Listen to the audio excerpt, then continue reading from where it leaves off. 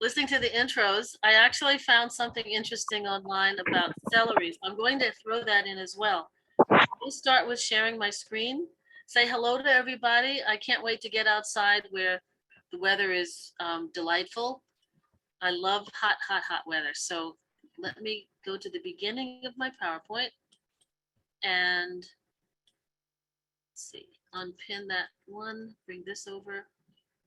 Now I want to break this as large as possible so that it's not overlaying the boundaries of the screen. So I hope everyone can see that pretty well. Yep. Okay. So how to really enjoy your superfoods. And first thing you want to do is define, well, what is a superfood and how dare we use that phrase?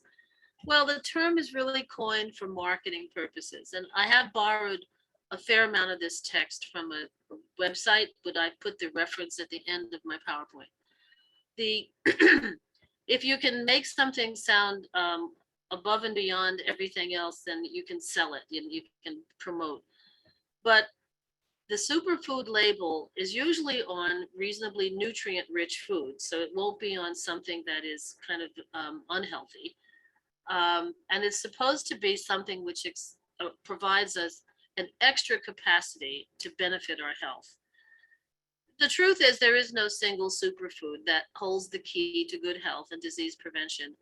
And I've thrown in here except for breast milk. Now, we're not worried about disease prevention because breast milk should be, what the consumers of breast milk are not really little ones who are at high risk for disease, but it is probably a superfood in and of itself for the target audience, shall we say. So since the word superfood does hang around, let's go and see what we could talk about. And I'm going to make my screen a little bit smaller. Okay, so my next slide. What are superfoods? Well, I looked at a website from Harvard University, and they said, here are 10 superfoods. So let's talk about those 10. I'm even going to borrow some of the text of their webpage. So they start with berries because they're very high in fiber. They're naturally sweet. And so I like to qualify when someone says naturally sweet as opposed to unnaturally. The word naturally also has a little flavor of, believe in me, I wouldn't lie, which, sometimes isn't as innocent as it sounds. But they are sweet. They're very rich in colors, and the colors themselves, the pigments that make berries blue or pink or red or purple, are actually very important molecules that can have their own function to capture random oxygen, calling them antioxidants. So how do we include them? Well, most of the time we can't wait to see them in season because then the price is a little more affordable. But even when they're frozen, they're fine. And I like eating them any old way possible, but some people like them in their yogurt mixed with cereals and smoothies or just as they are. You can also dehydrate them if you have a dehydrator. So let's talk about berries for a minute longer. Different types of berries. And we are using the word berries very freely, where we kind of categorize them as small things that are colorful and sweet and juicy. And they all, as again, whenever there's a pigment, that purple or that red or that pink is actually a biologically active compound. Some people get hives or they might be allergic to berries, but there are lots of alternatives. But I want to take apart the word berry for a second. This is me enjoying the trivia side of nutrition. Not trivia, but like unnecessary, friendly details, we'll call it. So it's kind of a misnomer in that fruits that get the name berry in the name are not necessarily berries, such as a strawberry or raspberry. So botanically speaking, a berry is called a simple, fleshy fruit produced by a single ovary. So that would be from the flower. And some examples are avocados. Does anyone here call avocado a fruit? I usually call it a nut, although we're not eating it as a nut. Bananas are a berry. Of course, blueberries make it, and grapes. And then there are different kinds of modified berries. This one called the Hesperidum, and then the pepo. So Citrus fruits, they have that thick, bitter rind, are very juicy interiors, like lemons and limes, and those fall in the berry family. And the melons and squashes and cucumbers also fall in the berry family loosely.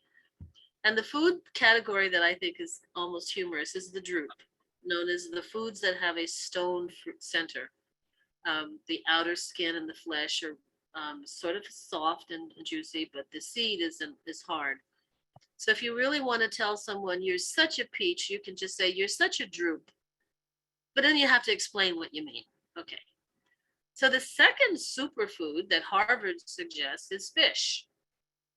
And the reasons for fish are similar to what many of the items on the list. They're excellent ways to get protection from chronic disease because they may contain substances which are anti-inflammatory, such as omega-3 fats.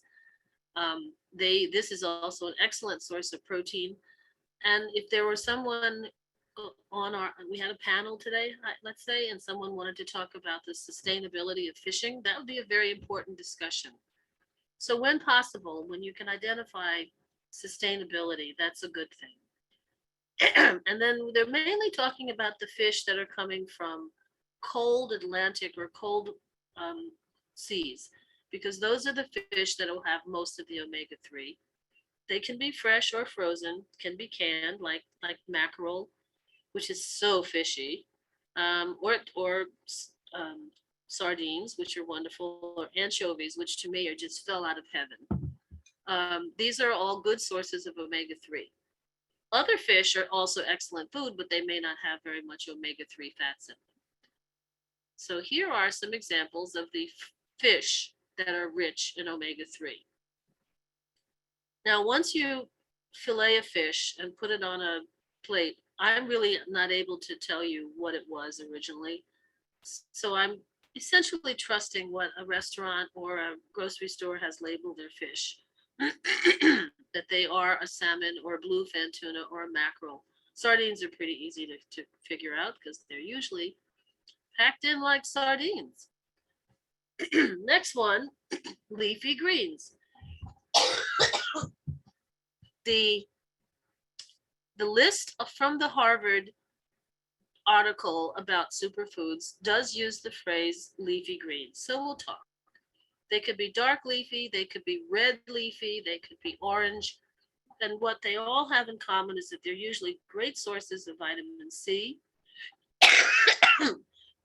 pardon me, calcium, vitamin A, in this case, beta carotene. When we talk about vitamin A in a plant, it's in the form of a carotenoid or beta carotene. Whereas if we talk about vitamin A in an animal, it is what is called retinol.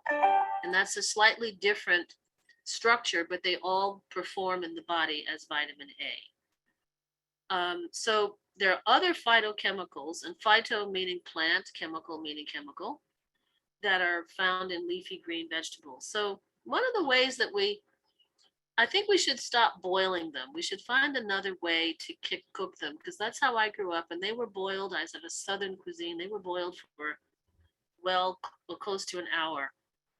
If you like them sort of stir fried in a crisp way, they're just as delicious, just as easy, probably easier because they're ready sooner and you don't have such a big pot of water to have to handle. I'm not a big, personally, fan of raw leafy greens like raw spinach or raw kale. So that's why I think a saute in a pan is a good compromise. That you can make a smaller batch and make them season them as you like, and they won't take as long to prepare. Anything that you have left over and you're thinking, I don't know what I'm going to do with this, then you can pop it in soup, and it could be a canned soup, could be a homemade soup or stew. Okay, the next item on the Harvard list of the well, I'm going to go a little further onto the leafy vegetables. Then there's the dark green leafy, who get the nickname DGLVs, in case you need to throw that around on your next Jeopardy contest. Also have a lot of substances that seem to work in different pathways to help protect the body from the errors that occur that could lead to diabetes or could lead to some forms of cancer or could lead to changes in the cholesterol levels. At the bottom, we remember that they could be a little bitter. And they also have many of the leafy vegetables could be, have a lot of sulfur in them. So this is where being a bit redundant, I'm sorry, that I would suggest you think of chopping them fine and doing a brief stir fry. And that's a lot more tasty than a steaming or boiling. Okay, now we're back to the Harvard list. Oh, well, we have to show pictures of your leafy greens. Here they go. I'm going to talk about more leafy greens in a little while, so we're going to come back. Nuts. So Harvard says superfoods include nuts and seeds. Let's put them all out there for quite a few reasons. Excellent sources of protein, excellent sources of the unsaturated fat that is associated with reducing cholesterol and other factors that affect artery flexibility versus artery stiffness. And to eat nuts any old way you like, throwing them in with your oatmeal so that your oatmeal has more of a texture. I'm sure I've said this before. In my opinion, oatmeal is for livestock, but I eat it often because it's so good for us. Also toss your nuts or your seeds into your yogurt, onto a salad. Nut butters are great. Excuse me. And they are, as so often I see them in Chinese restaurant menus where there's chicken with cashews or another protein food served with nuts that are seasoned. I never think to do that, but this is another excellent way we should enjoy our superfoods. Okay, another superfood. Well, in case we didn't know what they look like. Another superfood, um, olive oil. So olive oil has thousands of years of human experience, so you can hardly worry that, is it safe? It's found shards of pottery in Egyptian tombs that were translated to be price tags on how much the olive oil was being sold for. It's a good source of vitamin E, these things called polyphenols, also the monounsaturated fat. And it has lots of uses. If you're one who are a little worried about fat and calories, you can use very little and have excellent flavoring. I'm going to go on. Okay, whole grains, superfood. So this might be a push, but let's go ahead and say a grain means anything that's grass. So wheat is a grass, oats are a grass, rye, barley, rice, those are all grasses. And over time, they have been cultivated to be edible in a certain volume.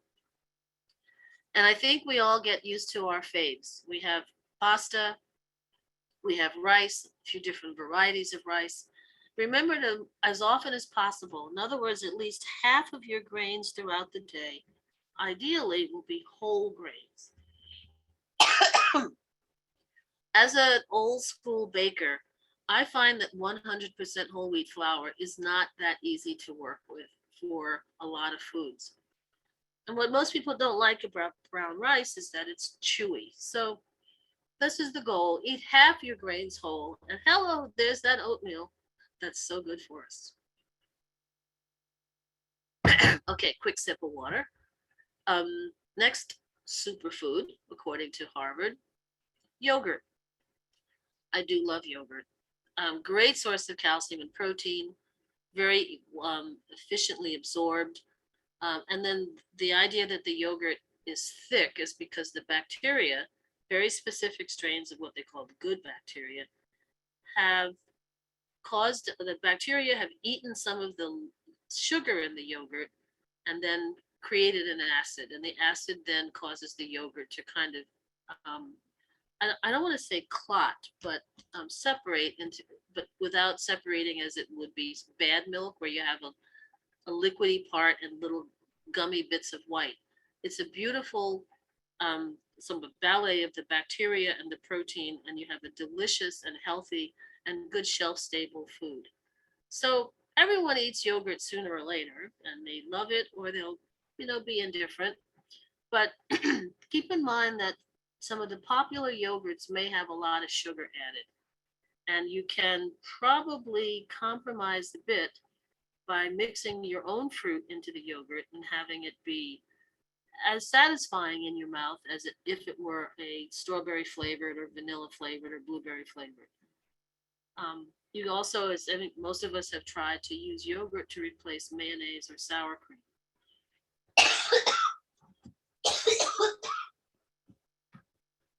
I've made yogurt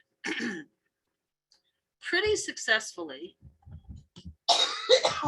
but the problem has been lately that I got a new stove. I had an old stove that was almost as old as me that had a pilot light that kept the inside of the oven at 100 degrees at all time. Con Ed loved me because I was constantly burning gas. But now that I have a new oven, the inside of the oven is room temperature. So it isn't as good for incubating yogurt, but it isn't very hard to make and it really is delicious. Okay, what's another superfood according to Harvard? Cruciferous vegetables. Now, this is distinguishing them from leafy vegetables because this botanical family has its own superpowers. The outcome or the magic that happens with cruciferous vegetables is that they contain these things called indoles and thiocinates and nitriles, which sound pretty like they would stick to your pantyhose, but I think they're fairly safe. And what they do is they protect your DNA when it's dividing to make new cells, and it keeps the DNA from having other substances bind as the DNA is dividing. I hope that's kind of clear. It protects base pair binding. This is a group of vegetables that definitely has a lot of sulfur and can taste fairly bitter. So the recommendation here, pardon me for the cough, is possibly to roast them, or if you are boiling them, that you leave the pot off for a while so that some of the sulfur goes into the house. So there's a great old spy novel,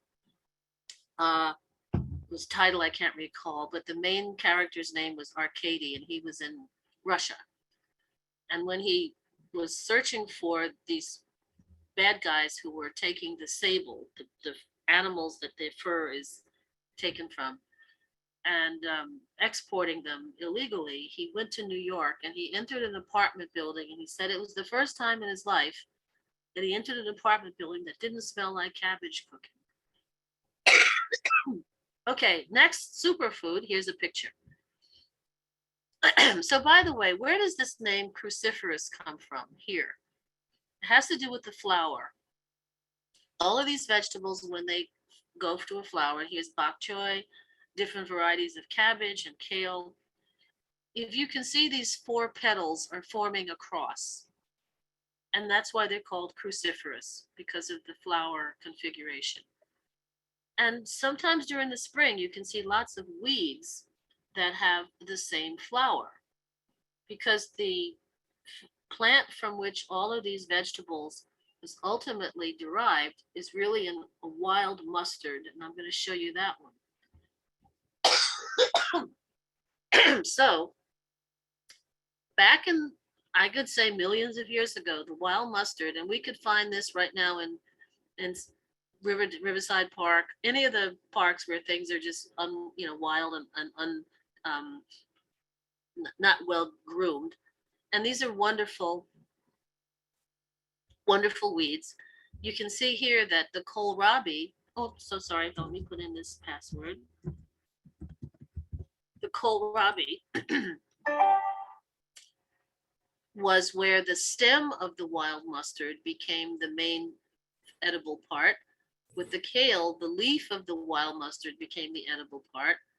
With broccoli, the flower became the edible part. And if you ever see broccoli and it stays in your refrigerator too long, and it's the flower actually starts to open and you get tiny little yellow cross-shaped flowers, et cetera, et cetera, et cetera. So these are wonderful plants that have come a long way with us, and they give us a lot of very important effects, very protective effects. Okay, that's the cruciferous vegetable as a superfood.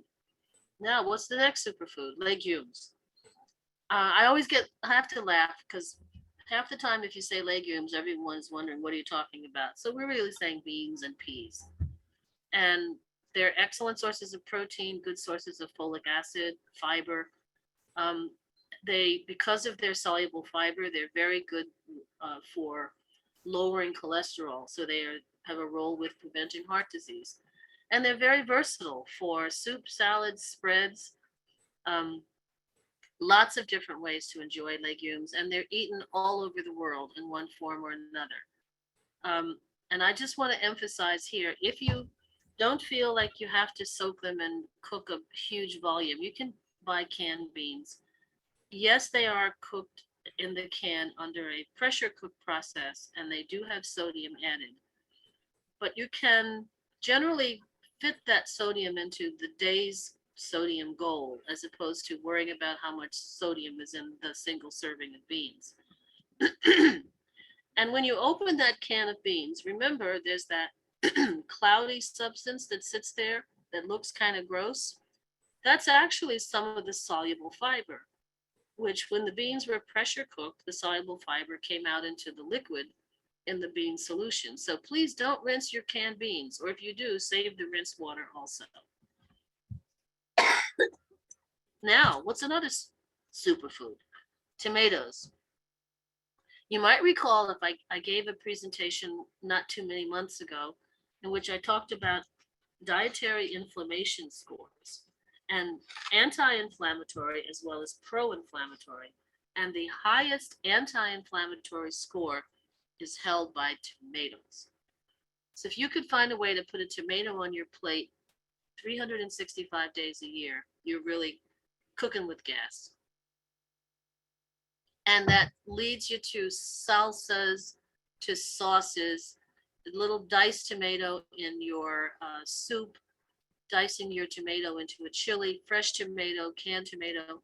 This is a case where when you want to distinguish should it be canned food, should it be frozen, or should it be fresh? In the case of tomato, all three are a good choice, especially in the winter months when fresh tomatoes are more expensive as well as less tasty, as opposed to August where they're coming right off the vine in your farmers markets. But so any form of tomato, canned, dehydrated, dried tomatoes are fabulous. Fresh, they're all good. Okay. The red tomatoes are also, they're different color tomatoes. The redness is also a source of important nutrient. And what's curious is that nutrient that's in the tomatoes, the beta carotene, the other substances, are what is called better absorbed in the presence of fat. So here's a good invitation to go ahead and use a little of that healthy superfood olive oil whenever you have tomatoes. And perhaps that's one reason why they are so often paired together, whether it was intuitively done or somebody tipped us off that the science says all of the nutrients in a tomato are absorbed by the body better in the presence of fat. Okay, another superfood. So by the way, I didn't put pictures of every food after every slide because then it made the PowerPoint too big to email. And I figured we know what tomatoes look like. Okay, so then I went to another website called Healthline. And I've also mentioned this particular health education website because they provide references. They have health trained journalists and they do fact checking. So I like them. And they have essentially the same superfoods as the Harvard one, but a couple of others, because they wound up with a list of 16. So let's see what they included that the others didn't. Well, green tea as a superfood. Well, it's also been around for thousands of years and may have been the reason why there are very different health profiles in different parts of the world where people drink tea. Now, green tea is still the same plant, the Camellia sinensis, that black tea and red tea, and the green tea hasn't been oxidized. But all the research says green tea has this thing in it, these, I'm not going to pronounce that word. We're just going to call them catechins, which is down here, which are very important to protect as antioxidants that can protect against the pathways in the body that seem to lead to heart disease, which often have to do with the, again, the flexibility of blood vessels or the accumulation of plaque or sensitivity to insulin, those kinds of things. The green tea has protection for. Okay, gonna move on. Eggs. Okay, eggs are considered a superfood. Thank goodness, because we had so much bad press on eggs. They're very rich in nutrients, including B vitamins, choline, selenium. Choline is kind of a nutrient, but B vitamins are a nutrient by definition means if you don't get it, you will die sooner or later. And sometimes substances in foods that are helpful are called nutrients when they're protective, but they're not necessarily something that is defined as a nutrient. This particular page also included iron, but I put iron in parentheses, and here's why. The iron in the egg is in a complex that makes it very difficult for us to absorb. So it's basically there for the future chick to grow into, and hatch. So the iron is locked up in a complex that we don't really get. So if someone says you have anemia, you should eat more eggs, you say, well, I have anemia, I'll eat some other foods that I think are good sources of iron. Okay, they also have these antioxidants, zeaxanthin and lutein, which are known to protect the vision and eye health. One of the examples of zeaxanthin that a friend of mine who is working in optometry says this zeaxanthin is like putting sunglasses on your retina. Kind of hard to picture, but I kind of think I understand. And research says that there's no measurable increase in heart disease or diabetes risk by eating up to 6 to 12 eggs a week. Is anybody happy to hear that? Because the egg industry will tell you time and again, we'll send you tons of newsletters that the eggs are not dangerous. Now, the American Heart Association still recommends no more than, I believe, 5 egg yolks a week. So if you have a week with more eggs and a week with fewer eggs, I think on average, you're doing just fine. And eating eggs in some studies have actually improved what they call your good cholesterol. I'm going to talk about eggs a little bit more. Eggs are one of the foods that the quality of protein of all other foods is compared against the egg. So if we're trying to make sure someone's getting good quality protein, an egg is one of the best. When eggs were very expensive earlier this year, they still are. I saw a very funny cartoon for Valentine's Day that said, give her something pricey. And the person is showing opening a carton of eggs and offering it with a heart. That was true. So there are these two standards that give us a way to compare the quality of protein of milk, beef, whey, which is part of milk, soy, pea, compared to egg. An egg becomes one of the best. So let me ask you another question about eggs. Which of these eggs is the freshest? The one at the bottom, the one in the middle, or the one floating at the top? And here's the answer. The one at the bottom is the freshest. There should be, I think I might have stuck the answer in the wrong order, but I'll come back to it.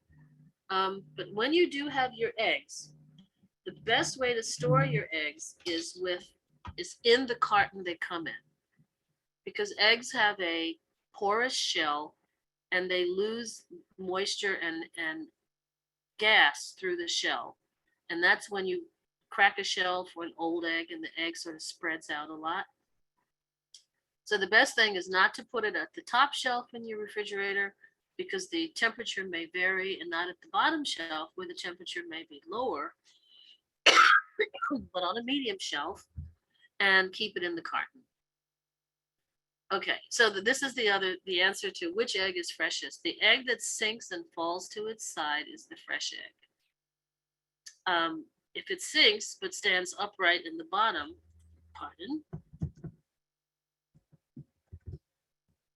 go. It means that the egg is not, it's safe to eat, but it may not be as fresh as you'd like. So if this freshness test, remember it's the one that's floating that is considered not as fresh. If this freshness test doesn't nail it for you, then you can always crack an egg into a dish. And if it smells funny, you don't have to wonder.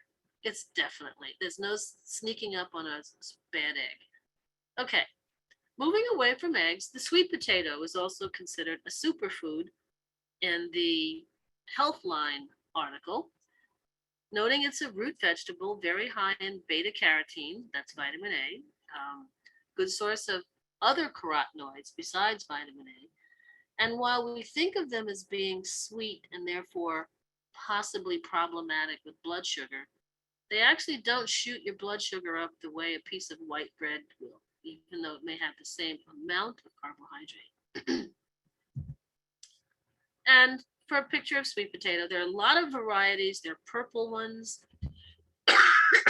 white ones, and their nutritional profiles vary. But this superfood in this list is intended to be the orange sweet potato. The yams that are often confused, the words are confused, is another botanical family completely. But if we say sweet potato is a superfood, it's generally referring to the orange one. And while I think there's 3 things that people associate with sweet potato pie, which yes, let's not ignore it, or a baked sweet potato in the skin. But I've also found that if I'm in a hurry, I can scrape the outer skin, dice it into small pieces, maybe a half to 3/4 of an inch, or even an inch, and do it in a skillet on the top of the stove with a little bit of olive oil and perhaps a little bit of butter. And it cooks much faster. You can also serve a portion that's a little easier to manage. Sometimes a whole sweet potato is too much. Okay, let's move on from another superfood, ginger.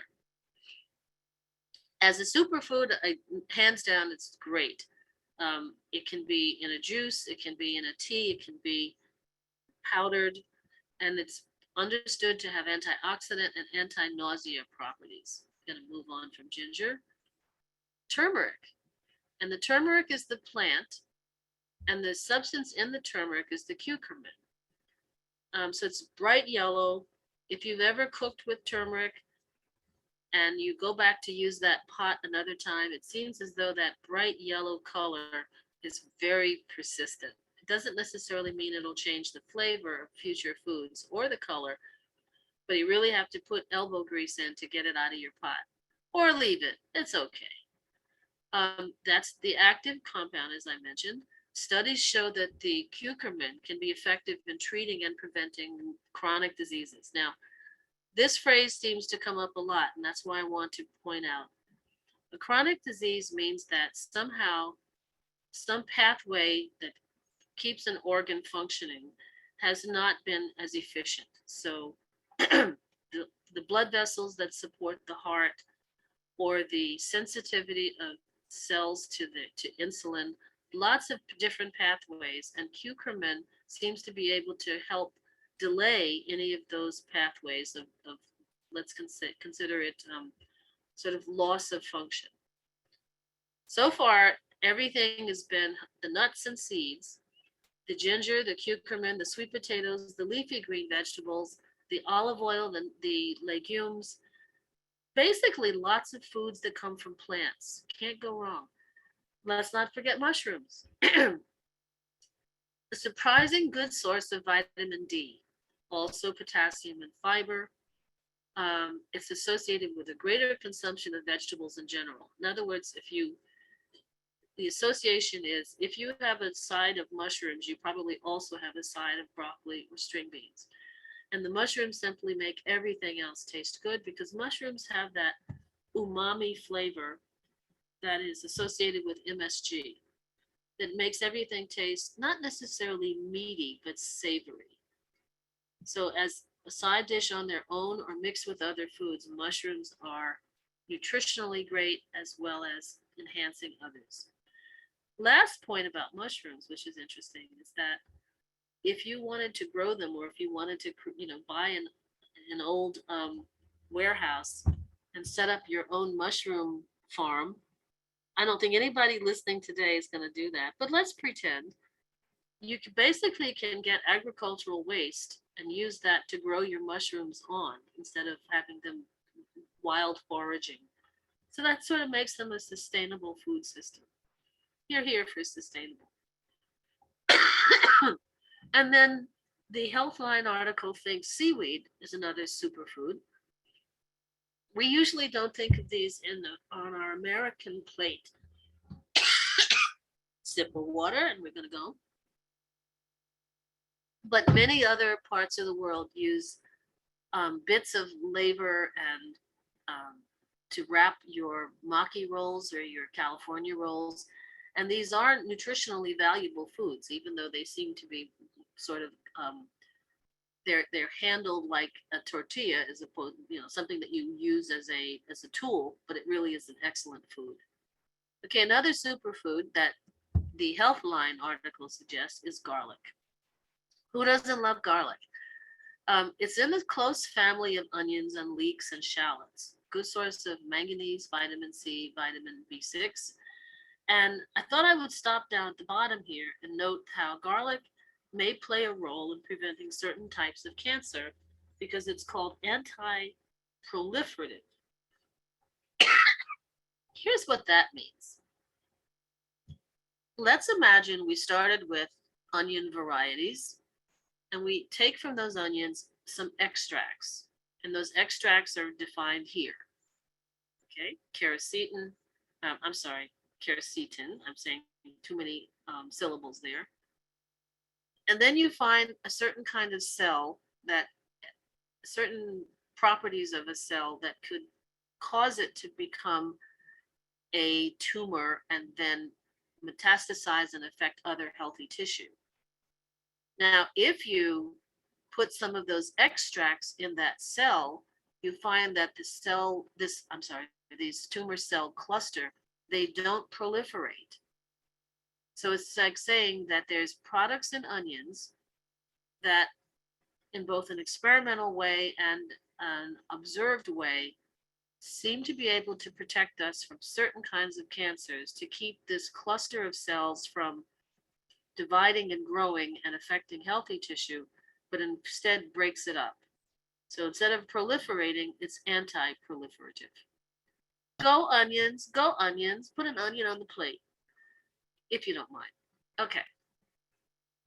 Avocado, which is a berry, remember, is also considered a superfood by the Healthline Nutrition article. Rich in fiber, vitamins, minerals, healthy monounsaturated fat. Because of the monounsaturated fat may also keep you from developing insulin resistance or metabolic syndrome, may help keep your arteries flexible and keep your cholesterol down. Therefore, it may block pathways towards heart disease and certain types of cancer. Go avocado. Okay, now those were the the 10 and then the 16 superfoods suggested by Harvard and by Healthline. And I thought I'd put a few more in here to sort of round it out. So there's a category of things called functional foods. This is where some product of a food. Okay, I'm going to scroll back up to onions for a second, which we said are anti-proliferative. Suppose you could take that extract and put it into a food like a margarine, and therefore you could promote the sale of that margarine as helping to reduce the risk of cancer. That would be called a functional food. And currently there are categories, of functional foods. Yogurt, when it's fortified with vitamin D. So the fortification of a food makes it more functional. In other words, giving it a function above and beyond what it might have had naturally. Enriching, and then of course the addition, such as this product Benecol, which has excellent evidence to help lower your bad cholesterol, the LDL, or low density lipoprotein. Now, I don't own stock in Benecol. I don't own stock in yogurt companies. Maybe I should. That's my next life. But functional foods can also be loosely termed superfoods. So before I stop, I wanted to say we've been talking about all these important vegetables and fruits for many, many, many years of how useful they are. But the federal government has tried to produce consumer education material to tell us to eat fruits and vegetables and other things. So basically in the 1800s was the beginning of the definition of nutrition. And the nutrition was fairly basically known as you can eat a certain amount of calories. The word vitamin didn't even come into existence until the early 1920s. And of course, the minute it came into existence, it was put on the side of a cereal box. So by the 1941, during the time of World War II, there was a group formed called the Committee on Nutrition and National Defense. It sort of says praise the Lord and pass the ammunition. The idea is that with food being rationed and some things being sent abroad overseas for soldiers, that there needed to be some kind of a context that said, this is how much we should probably all get every day. So these 7 groups were suggested. And the 7 groups were white bread, white flour. Okay, but we got better at that. The 7 groups included milk, dairy products. When it came to fat, it included margarine. Well, today we would not push that margarine because it's very high in what are called the trans fats. But we're trying to get the margarine that was fortified with extra vitamin A, making it a functional food, out into the public. So here are your green and yellow vegetables, your orange, tomatoes, and grapefruit, potatoes and other vegetables and fruits. So each of these became their own groups and so on. I'm going to go to the next slide. After 1943's The Basic 7, trying to simplify, the message became, by then roughly a decade and more later, the Basic 4. And I think most of us saw these when we were in gym class or in the nurse's office or in health class in public school. The Basic 4 now, instead of 7 groups, put the vegetables and fruits together. So there's no separate tomatoes and others, but they're all together. The breads and cereals, still with your idea of white bread, now whole wheat bread gets a little love. Milk and meat group. And then, since most of us read our information from the top down, what does this make you think is the most important group of foods to eat? Milk. And who do you think was behind that? Yes, the Dairy Association. I guess we can't be mad at them, but the idea got us into thinking that this was the optimal or the top priority of food to eat. And the vegetables and fruits and the breads and cereals at the bottom. Okay, I'm going to move on. After the 1956, and then this was more like the 1970s and 80s, but still the 4 food groups, we got then something called the Dietary Guidelines, where the message became not how we should have enough of everything, but making sure we're not getting too much of things. And the early focus on too much was too much fat. And so the dietary guidelines came out with something. This is actually, as you can see, developed by the Red Cross, where you try to say, if we're trying to get everyone to eat healthy ways and not have too much of some things that are not healthy. It's very funny to me that it went back to the 7 groups again. But let's move on. Here is the next iteration of the hopefully simplified way to encourage people to eat without saying, um, without putting the milk at the top and the meat second, so that that would be in your mind's eye the priority food. So we're still saying grains, fruits, vegetables, dairy, and meat. But if they're in a pyramid, the message was meant to be the foundation of your diet should be grains. And after that, this should represent the next larger volume of food. And after that, these should be lower volume. But the criticisms of this one was that people look at a pyramid and they see the top of the pyramid is the best, and the bottom of the pyramid is not necessarily foundational, but just the lowest. So it needed a little tweaking also. We also still get the feeling that, well, even though the numbers are very specific, 2 to 3 versus 3 to 5, it also looks like an emphasis on milk and dairy. And you ask yourself, well, how did that happen? The dairy and beef industry. Okay. And then by 2005, this might look familiar, the pyramid got redone. So as this looks like everything is on a more even level, there's no reference or internal interpretation that the beef and the milk is superior. Also, let's look at this shadowy figure with pointy feet, making sure you know you're supposed to be active and do something every day, maybe climb stairs. And so this became the one that took over for a while, but still it's kind of hard to interpret and sort of say to yourself, well, I don't usually think in terms of green and orange spears. So here's the next one. And I think this one is pretty usable. I use it a lot myself. It's called the My Plate. And it looks like we're going back to 5 food groups, but it's still the same idea of the grains and the fruits and the vegetables and the protein food. And if you look at them on a plate, I'm also very fond of the fact that it shows them on a plate, because one of the changes in our dietary patterns in the last 30 to 50 years is that we're eating less food on a plate. We're eating out of bags and out of aluminum foil and out of things that aren't, sitting to a table with a plate. The dairy also is saying something rich in calcium. So it could be cow's milk, could be soy milk, as long as it's something rich in calcium. So all the superfoods live somewhere on the plate, but it was quite interesting that most of them live here.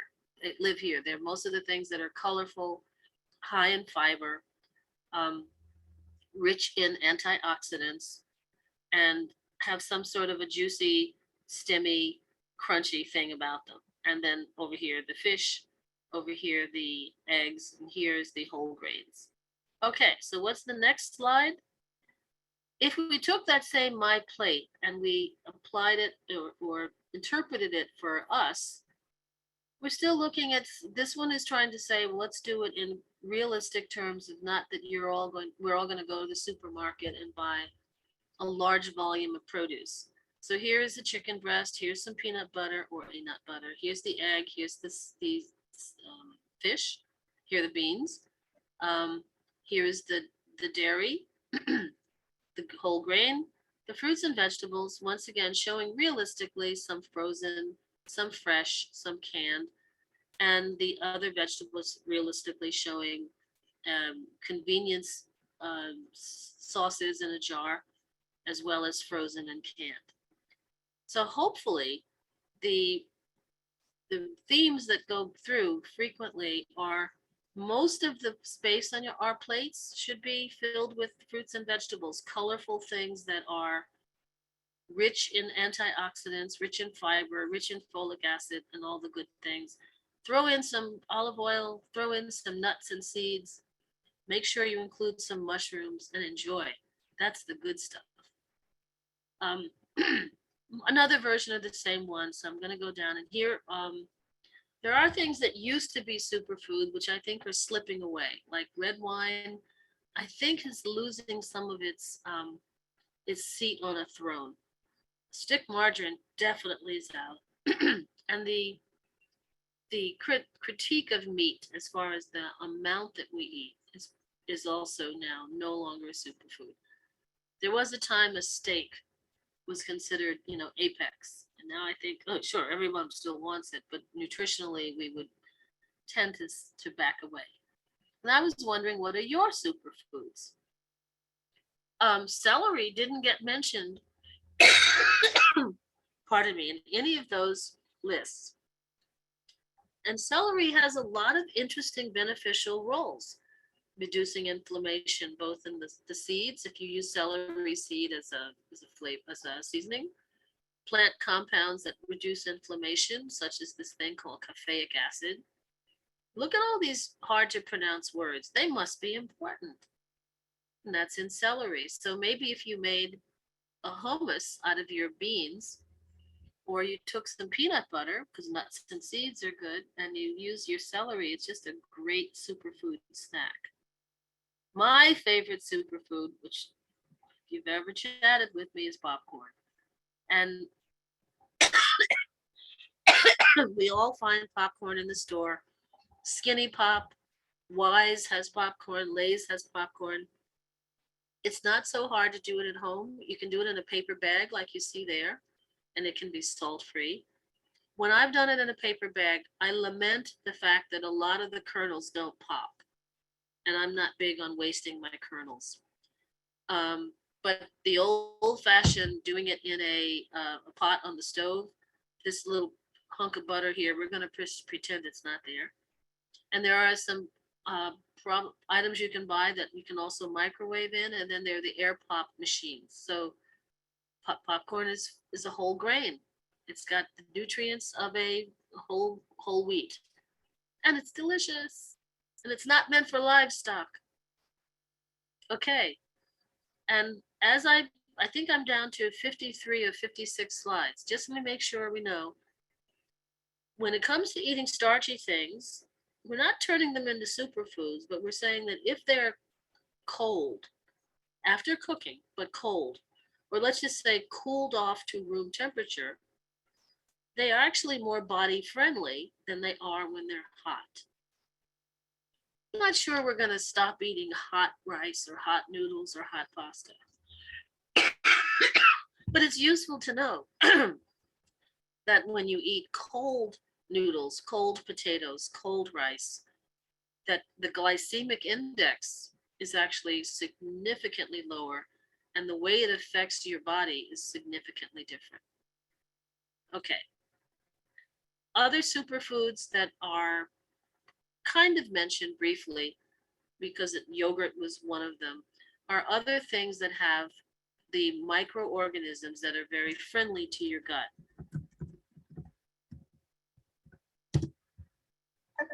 This thing keeps popping up. I think you can see it. So to the end that these are helpful, keep in mind, anytime you can get good live microorganisms, they're good for overall health. Also, preventing chronic disease.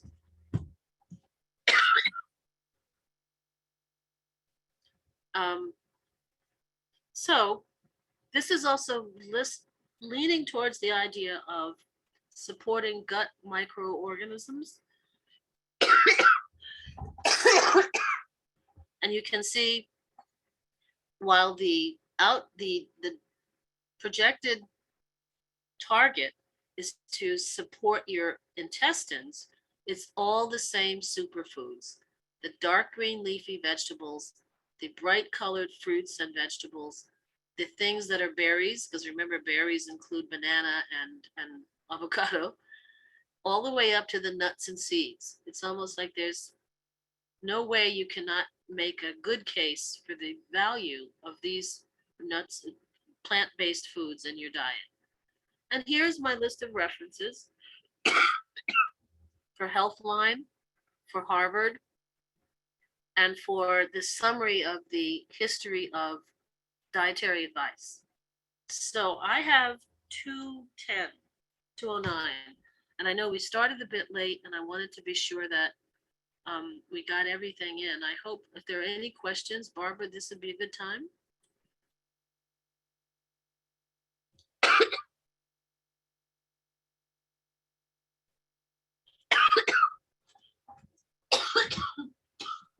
Maudene, I feel so bad about your cough. Can you put that slide back up on the onions?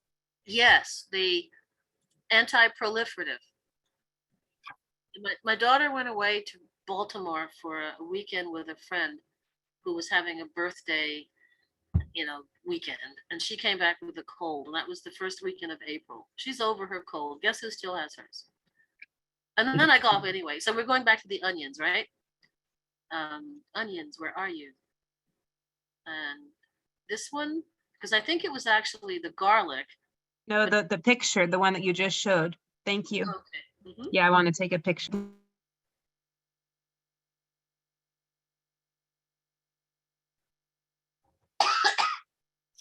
Okay, Maudene, we have somebody with a question over here. Go ahead and I'll repeat it. So, and then Jane next. Okay, I have two questions.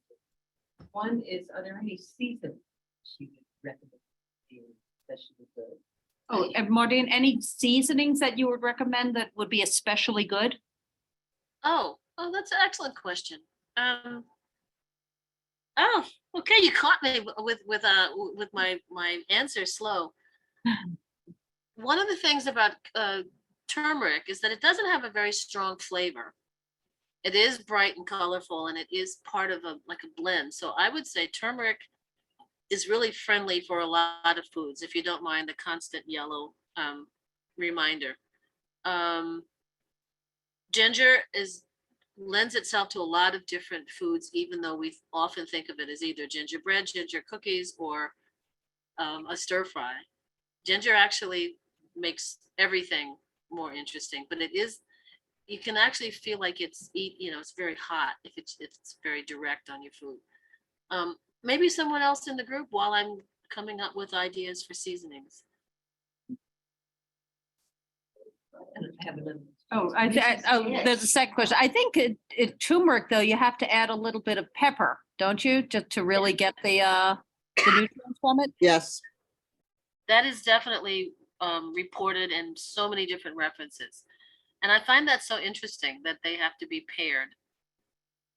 Turmeric. But who doesn't like black pepper? I mean, A dash of pepper. It doesn't have to be a lot, but I think just a dash of it, because that'll release the whatever the stuff is.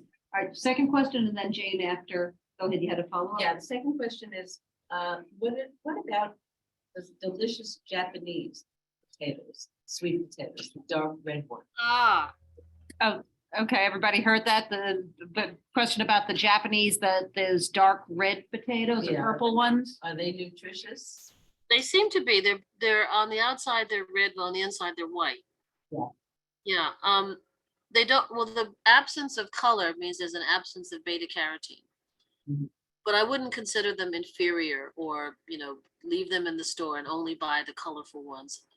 It probably, and I don't know for a fact, but I'm sure that it has a profile that's unique and tasty and should be, in everybody's pantry, or in wherever you keep your tubers, and try, vary things. I think I'm going to slide to another slide to keep. Okay, Jane, you had a question? Yes, what about apricots, and what about, they're dried, so give me a whole bag of dried apricots. Oh, what are how about apricots, especially dried? She has a whole bag of apricots. Fabulous, because again, lots of fiber and a good source of beta carotene. And so when you dry an apricot, you have to expose it to some level of circulation of air, and sometimes a modest heating element, because that's what's going to make the water drive the water off. And some nutrients are sensitive to exposure to air, but in this case of beta carotene, you're good to go. And all of your minerals are fine when you have them exposed to air or heat. So I don't remember if apricots have any unique amount of calcium or magnesium or something, but Oh, somebody said they have potassium. And that's good. So the potassium also doesn't care about heat or humidity. Yeah. So it's good. I mean, I think these are all wonderful things to make, a combination of just variety. Think of it as your buffet, and you got some apricots today and some baby carrots tomorrow and sweet potato the next day, so that you're making sure that you keep those orange pigments on your plate. And don't forget, zeaxanthin is like putting sunglasses on your retina. Someone has to draw that cartoon. Aren't all dried fruits, including avocado, high in sugar? Oh, the question is, are dried fruits, aren't they high in sugar? So yes, here's what you've got is a regular piece of an apple or plum or banana. And then you remove like 75% of its volume, because most fruits are about 60 to 80% water. And then everything is more concentrated.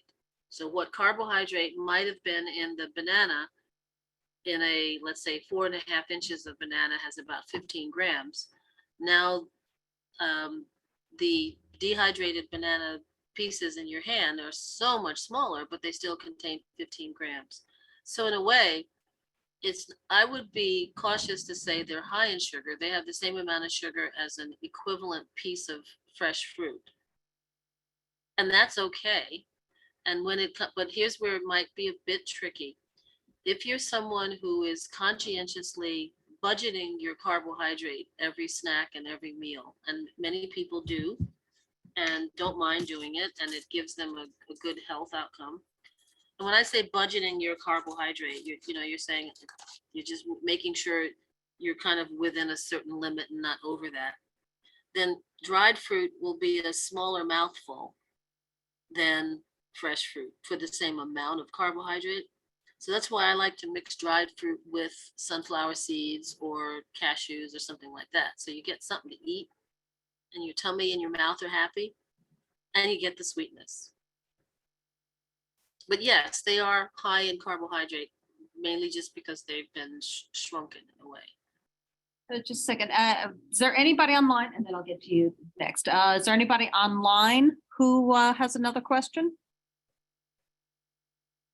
Not me. Thank you. All right, so go ahead. We have somebody here. Okay, do we need a daily dose of lutein and zeaxanthin, or are they stored in the retina? Can we have it just a few times a week? Okay, did you hear that? I did. Yeah, So okay. running my brain backwards when I was about a year ago, I did a talk on nutrition and vision.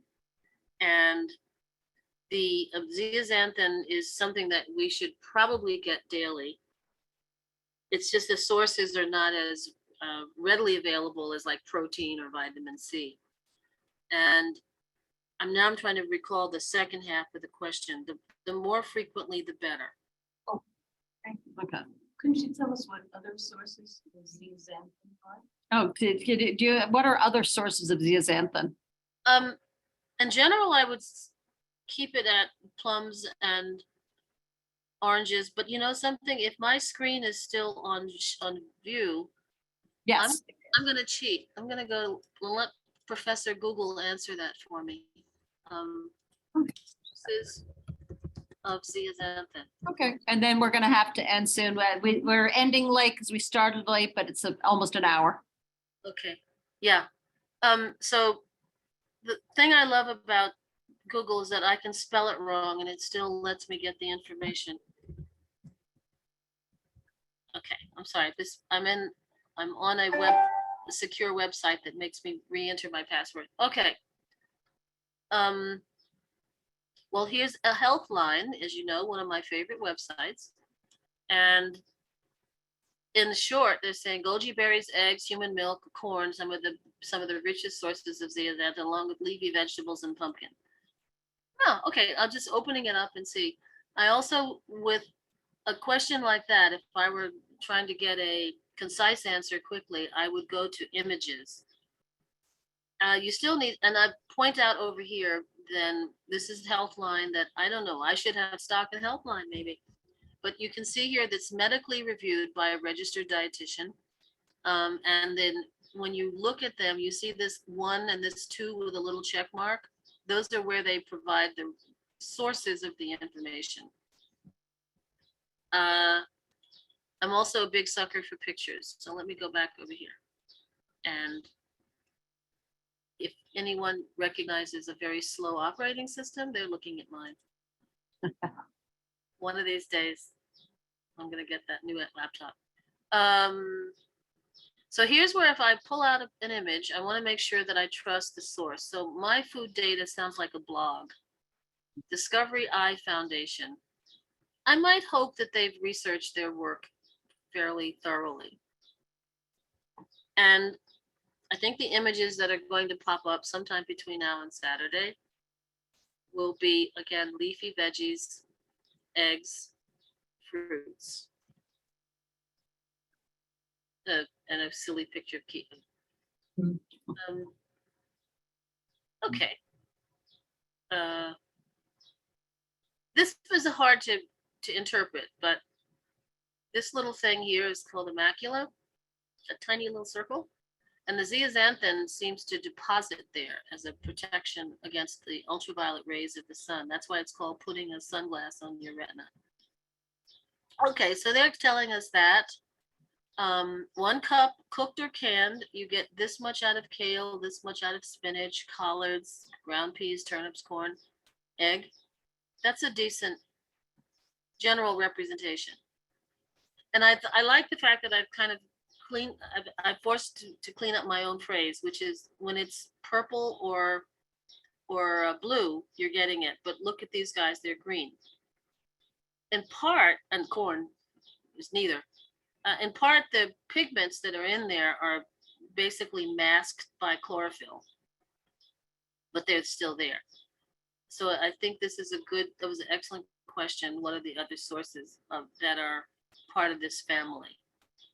Orange juice, honeydew melon, kiwis, red peppers, squash, grapes. I tell you what's not in. It's not in Fritos, which I think are also, you can't eat one. Yeah, that's where, as a dietitian, I have a certain level of like dread when I see what people eat frequently, because it's readily available, it's tasty, and it's cheap. And these are not readily available, and they're not always cheap, although they are tasty.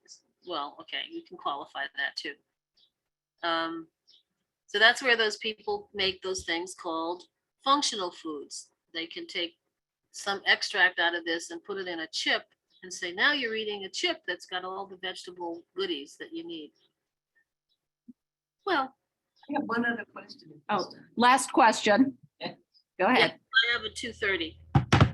My mother used to say, and I think I've heard it elsewhere, that there's something bad in spinach. Do you know? Oh, yeah. It's oxalic acid. Yeah. So what's the deal with that? It's not a reason to not eat spinach. It means that it interferes with your body's ability to pull the calcium and the iron that is in spinach naturally for us to absorb it.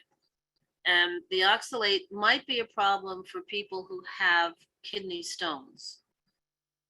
So I would discourage anyone from eating. I've sat in at conferences or some public setting where someone says, yes, I have a pound of spinach every day in my smoothie.